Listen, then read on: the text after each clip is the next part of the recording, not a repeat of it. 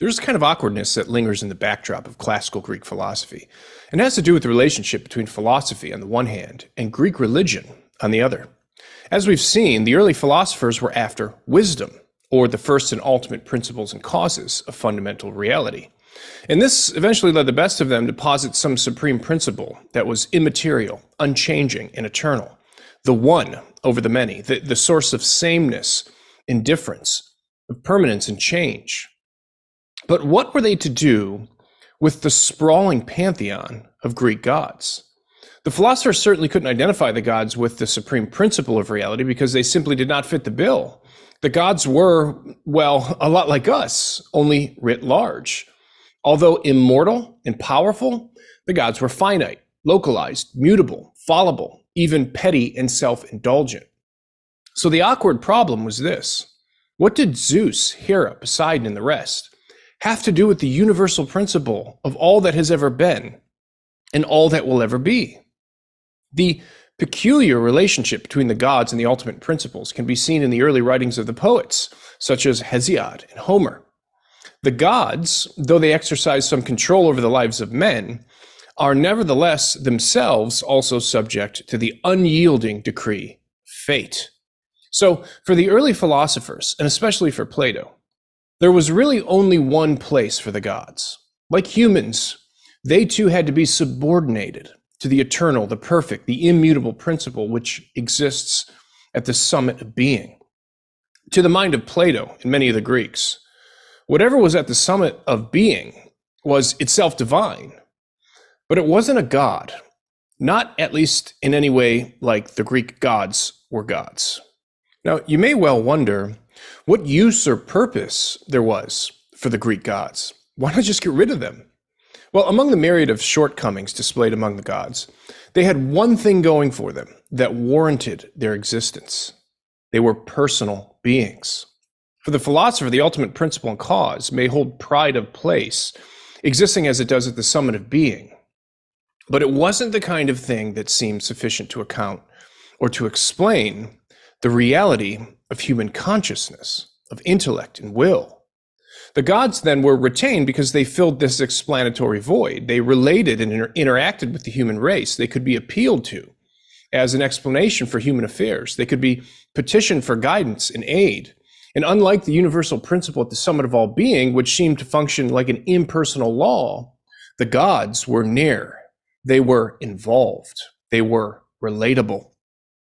The gods were the crude expression of the fact that since man is a person with an intellect and will, a someone rather than a something, the ultimate explanation of man's destiny must rest with an intellect and will, a someone rather than a something. So the Greek philosophers were at a loss with how to identify their principles with their gods and their gods with their principles. They needed them both, but they could not bring them together. Enter Aristotle. Aristotle was arguably the first to attempt the conjunction of the notion of the first principle with the notion of God.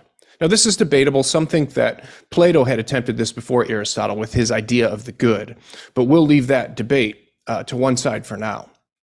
As we saw in the last episode, Aristotle reasons his way from the phenomenon of change and movement in the world to the existence of an eternal, immaterial, immutable source of change and movement, an unmoved mover, or a being of pure actuality.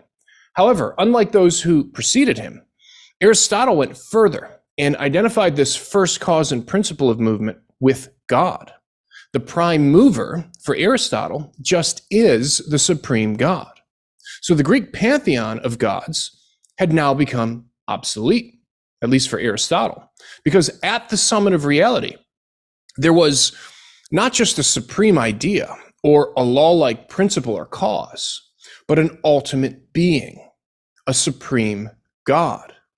On the face of it, it seems as if Aristotle had pulled off what the other Greek philosophers had failed to do. He successfully combined the idea of the gods of religion with the first principle of philosophy.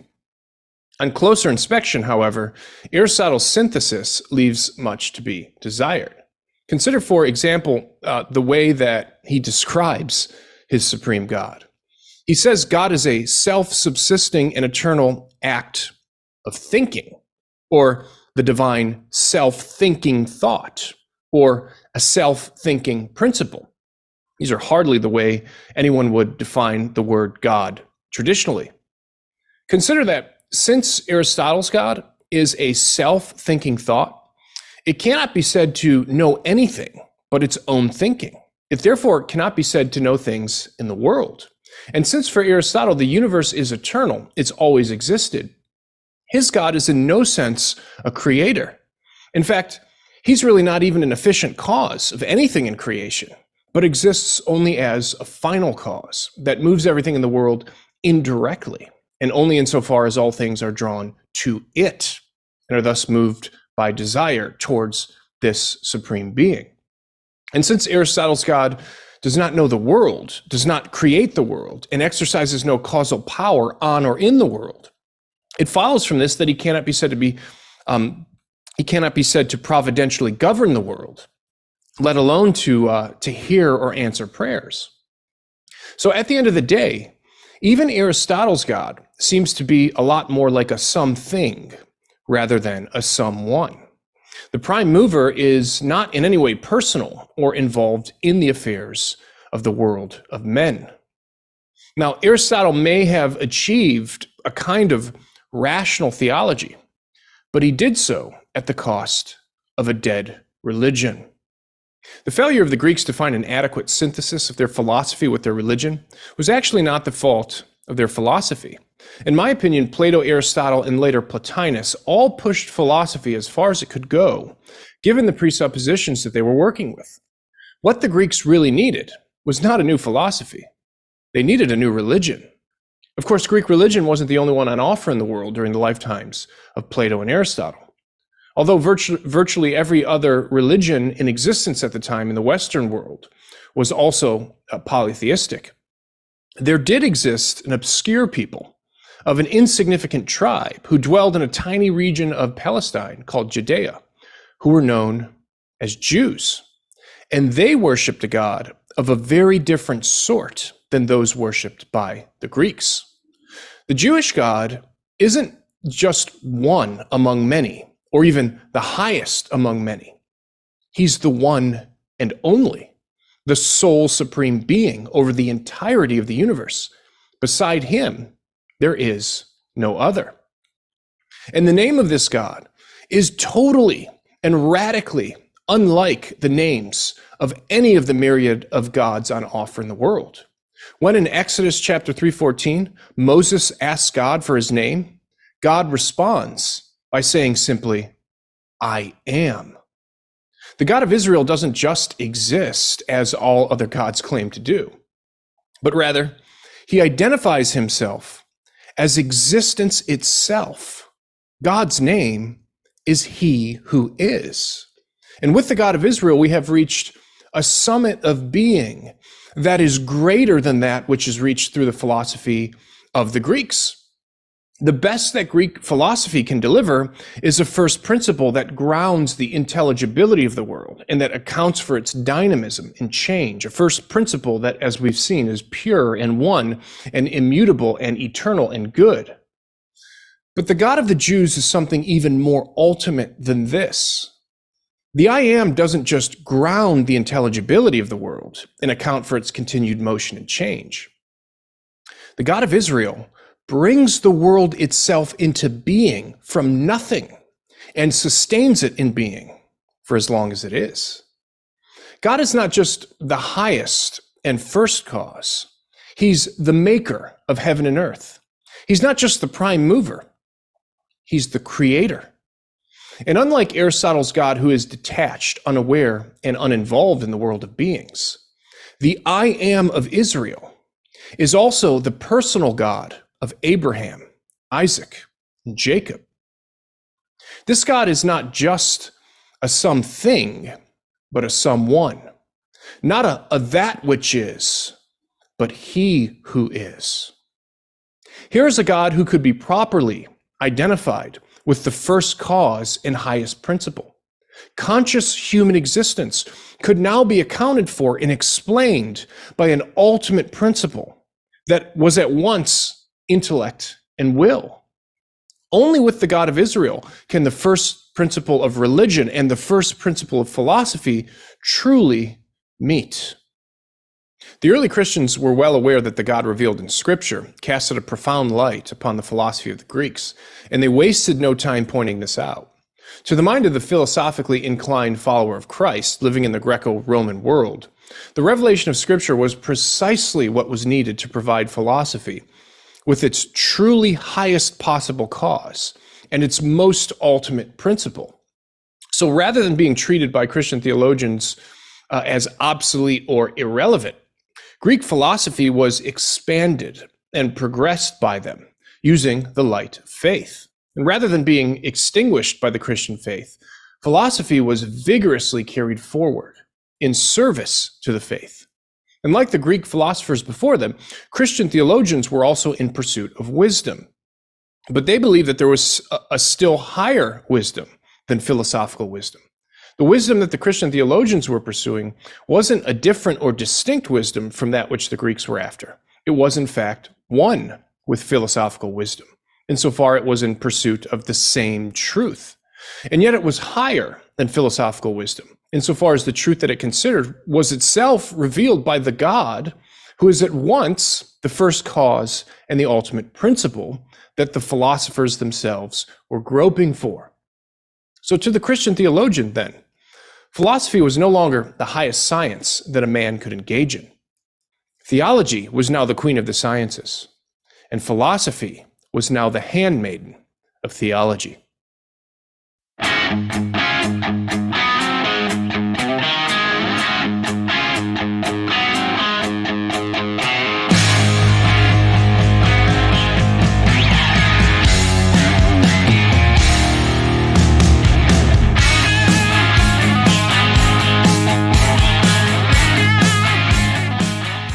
The notion of theology as the queen of the sciences was widespread and prevalent from the time of the church fathers onward. It's not, however, a common way of speaking about theology today. And that's because the term science is used by us in a much more restricted way than it was used in the past. Science, in the modern sense, refers narrowly to the physical sciences in particular, as they've been developed to study the physical world, and insofar as they deploy the scientific method of empirical investigation. However, prior to the scientific revolution, the word science had a much broader meaning, and it included disciplines that are not today considered to be properly scientific in nature. Things like ethics, mathematics, metaphysics. These were all considered to be sciences in the classical period. The original Greek word from which we get our English term science is episteme, which is literally translated as knowledge or understanding. Episteme was a broad term in the classical and Christian period that covered any body of knowledge that was organized around a particular subject matter and according to basic causal priorities and principles. So in the pre-modern period, science could be defined as an organized body of knowledge developed to understand a given subject. Now, theology is clearly a science in this classical sense of the word. It has a unique and particular subject matter that it studies, God, or our relationship to him. And it's organized around a certain body of knowledge, Scripture. The theologian is therefore engaged in the science of theology, insofar as he studies God and creation, using Scripture as both his starting point and the principle of his organization. There is, of course, a very important way in which theology is unique among the sciences, as classically defined. Unlike other sciences, which are derived from evidential or empirical knowledge, the science of theology is completely derived from revealed knowledge. The principles of all other sciences come from the light of reason, whereas the principles of theology come from the light of faith. The medieval theologians referred to theology as the science of sacred doctrine. And they held that it was a science superior to all other sciences. And this both because of the certainty of its truth and the nobility of its subject matter. Thomas Aquinas, the greatest of the medieval theologians, is representative of this idea. He writes, quote, "Among the speculative sciences, one is more noble than the other, both because of its certitude and because of the proper nobility of its subject matter. The science of sacred doctrine exceeds the other speculative sciences in both regards. It exceeds them in certitude, because the other sciences have their certitude from the natural light of human reason, which is able to make mistakes, whereas sacred doctrine has its certitude from the light of God's knowledge, which cannot be deceived. And it exceeds them in the nobility of its subject matter, since this science is principally about things that transcend reason in their loftiness, whereas the other sciences consider only those things that fall under reason. End quote. To the mind of the classically thinking Christian, then, theology is not just one science among others. It's the highest possible science, or the queen of the sciences, since it represents knowledge that has been revealed or disclosed by God himself. Now, because theology or sacred doctrine has as its subject matter God, and because, as we've seen, the God of Scripture is also the absolute first cause and ultimate final principle for the existence of everything that's not himself, it follows that theology is not only the highest possible science, it's also the highest possible wisdom. Aquinas continues, quote, "Among all human wisdoms, sacred doctrine constitutes wisdom in the highest sense, not just wisdom in some genus, but wisdom absolutely speaking. For since it is the function of the wise man to order and to judge, and since judgment is made about lower things in light of a higher cause, the wise man, with respect to any given genus, is the one who carefully considers the highest cause in that genus. Therefore, the one who considers the absolutely highest cause of the entire universe, God, is called wise in the highest sense." End quote. To better understand the relation between theological wisdom and philosophical wisdom, consider the distinction made by theologians between natural theology and sacred doctrine. When it comes to knowledge of God, there are two sources of information. Natural theology is knowledge about God derived from human reason, working from the natural order. In the first chapter of the book of Romans, Paul writes this, quote, "For the wrath of God is revealed from heaven against all ungodliness and unrighteousness of men, who by their unrighteousness suppress the truth. For what can be known about God is plain to them, because God has shown it to them. For his invisible attributes, namely his eternal power and divine nature, have been clearly perceived ever since the creation of the world in the things that have been made. So they are without excuse. For although they knew God, they did not honor him as God or give thanks to him, but they became futile in their thinking, and their foolish hearts were darkened." End quote. According to the apostle and the teaching of the historic church, there are things we can come to know about God simply by reflecting on the natural order and then reasoning back to its cause. Natural theology is the domain of philosophical investigation. And as we've seen, many pagan philosophers were able to reach true conclusions about the nature of the first cause and ultimate principle simply by engaging in careful rational reflection on the things that had been made. Now, sacred doctrine, on the other hand, is knowledge about God derived from divine revelation in Scripture. Scripture, both the Old and New Testaments, is a divine self-disclosure. It is God revealing himself to us, a revelation that ultimately culminates and crescendos in the person of Jesus Christ. Now, when it comes to knowledge of God, there can be no clearer or trustworthy source than God's own testimony concerning himself, which is why, as we've seen, theology is the queen of the sciences. Now, naturally, we would expect there to be things revealed by God to us in Scripture that go beyond what human reason alone could come to know on its own. And this is precisely what we find. We find out, for example, that God exists as a Trinity, that God the Son has become incarnate in Jesus Christ, that he has provided a way of salvation by means of atonement, and so on. And none of these things are truths that we could come to know by the light of reason alone. So although philosophers can learn many true things about God, even truths that are also revealed in Scripture, there are some truths that lie beyond our ken, truths that are known only because God has revealed them to us in Scripture. Obviously, then, for the Christian, philosophy could only ever play second fiddle to theology.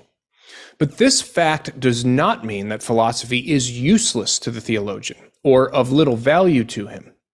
On the contrary, for most of Christian history, philosophy has been utilized as an important asset and tool of theology and has played a central role in the formation, the clarification, and the defense of Christian doctrine. And it's for this reason that philosophy was given the honorary Latin title Ancilla Theologiae, which in English means Handmaiden of Theology. Although today there is a widespread and general suspicion of philosophy among Protestant theologians, seminary professors, and pastors, the greatest theologians of the past, both Catholic and Protestant, have enthusiastically adopted the best philosophy available to them and pressed it in service to faith. We can see the fruitful interplay of philosophy and theology in the work of the two greatest theologians of the patristic and the medieval period, Augustine of Hippo and Thomas Aquinas. Augustine adopted Plato's philosophy, especially as it was developed by a later thinker named Plotinus, and he skillfully modified it and pressed it in service to the Christian faith, advancing both philosophical and theological inquiry in the process. Aquinas would later do the same thing with the philosophy of Aristotle. Aquinas had the great advantage of access to a wide range of philosophical perspectives that had been worked out by Christian, Muslim, and Jewish philosophers.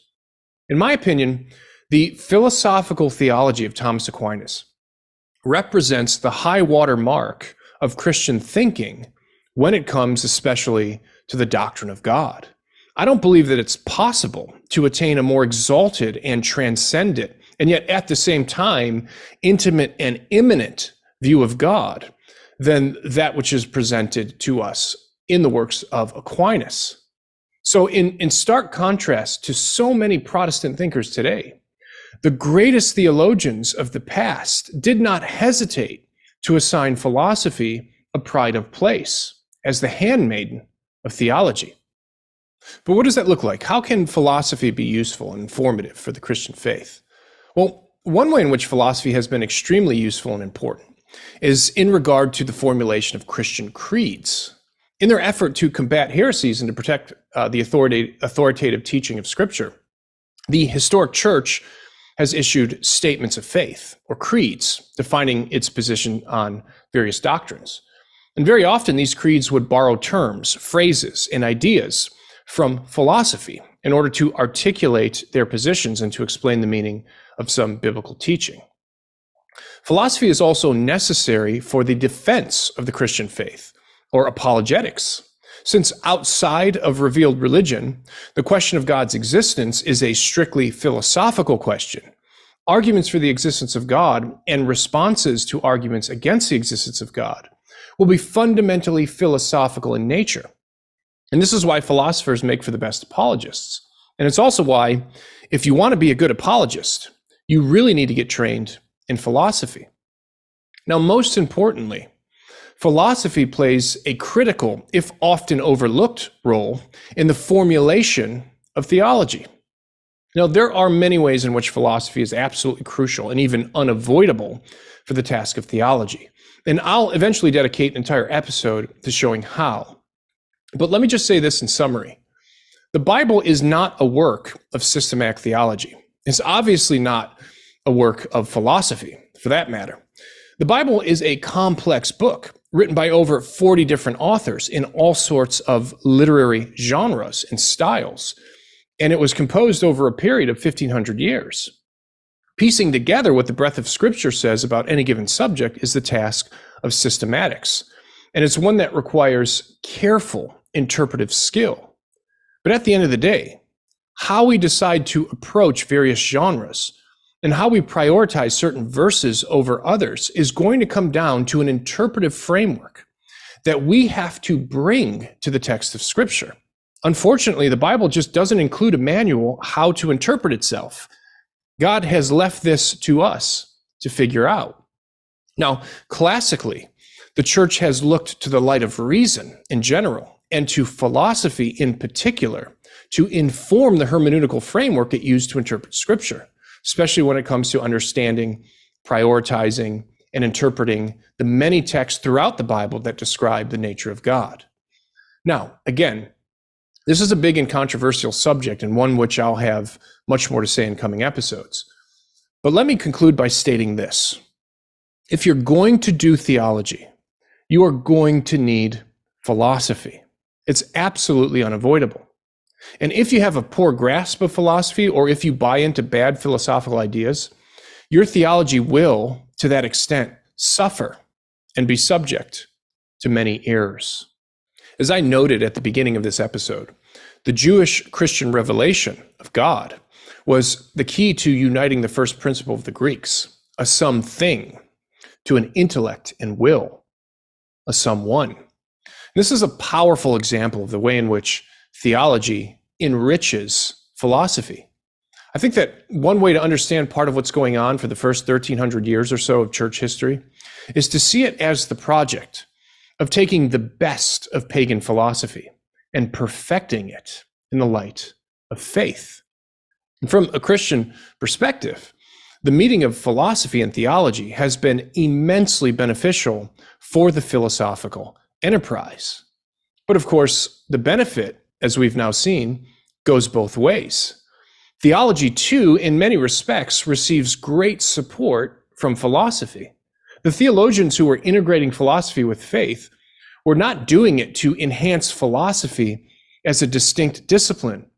They were instead using philosophical insights in service to their faith. Aquinas, in particular, believed that grace perfects nature, and that revealed truth elevates natural reason, and that once elevated, natural reason can then turn to serve the faith. For Aquinas, the sanctification and integration of philosophy was a project that he carried out in fulfillment of and in obedience to the Apostle Paul's command in 2 Corinthians 10:5, to take every thought captive to obey Christ. Now, I believe that theologians, seminary professors, Bible teachers, and even pastors who neglect the hard-won philosophical theology from the past do so at their own impoverishment. It's high time that the Protestant church turn back to its roots in classical Christian philosophical theology. It's time for classical philosophy to once again take its place as the handmaiden of theology.